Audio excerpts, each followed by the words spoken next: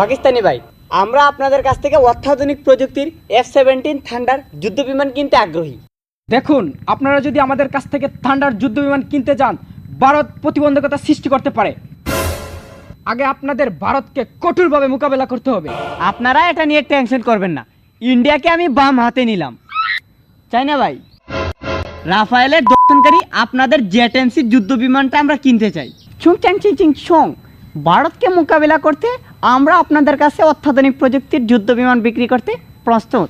চৌয়া, এ নিয়ে আপনারা চিন্তা করবেন না, সবগুলা যুদ্ধ বিমান চিকেন নেকের পাশে লালমনিরহাট বিমানবন্দরে মোতায়েন করে রেখে দিব। হ্যাঁ, তাই করেন, ভারতকে একদম ভরে দিন। দাঁড়া, এক্ষুনি গিয়ে মুদ্রিজিকে খবরটা দিচ্ছি।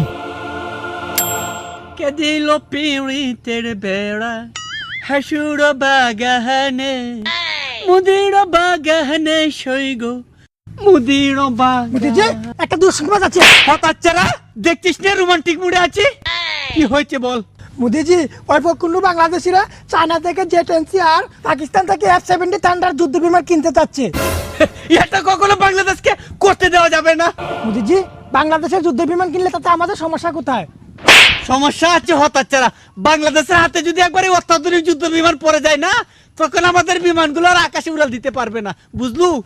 দেখলো না পাকিস্তানিরা কি করে আমাদের বিমানগুলোকে পাখির মতো গুলি করে খেলনার বিমানের মতো ফেলে দিয়েছিল। মুদ্রিজি, বাংলাদেশে কি আর এত দক্ষ পাইলট আছে?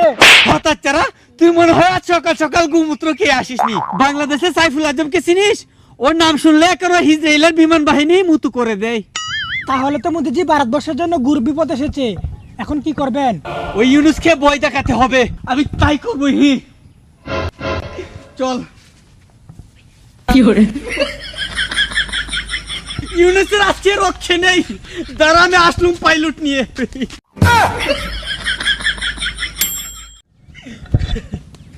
এই থাম থাম। ইউনুস, তোর এত বড় সাহস! শুনলাম তোরা নাকি ওই চায়না থেকে যুদ্ধ বিমান কিনছিস। এ মোদিজি, এই কথা আমি আপনাকে বলতে যাব কেন? পকুনুরা, তোরা আমাদেরকে না জানিয়ে ওই চায়না আর পাকিস্তান থেকে যুদ্ধ বিমান কিনতে পারবি? কেন কেন কিনতে পারবো না? তোদেরকে এই অধিকার আমরা দেইনি তো। বেশি বাড়াবাড়ি করলে না নদীর সবগুলো মাছ ছেড়ে দেবো, সব নিষেধাজ্ঞা তোদের উপর ছেড়ে দেবো। যান যান, কি করার করে নিন, আমরা তো যুদ্ধ বিমান কিনেই ছাড়বো। পকুনুরা বলে কি রে, তর্ক করে তো লাভ নেই। বলছিলাম আপনারা ওই যুদ্ধ বিমান না কিনে আপনারা অনেকগুলো ভাস্কর্য তৈরি করেন। ও, শেখ হাসিনাকে এই আদা পোড়াগুলো আপনারাই দিয়েছিলেন। শেখ হাসিনা বাংলাদেশের সামরিক খাত উন্নত না করে তার বাবার ভাস্কর্য তৈরি করেছিল। বাংলাদেশকে দুর্বল করার দায়িত্বটা মনে হয় আপনারাই নিয়েছিলেন।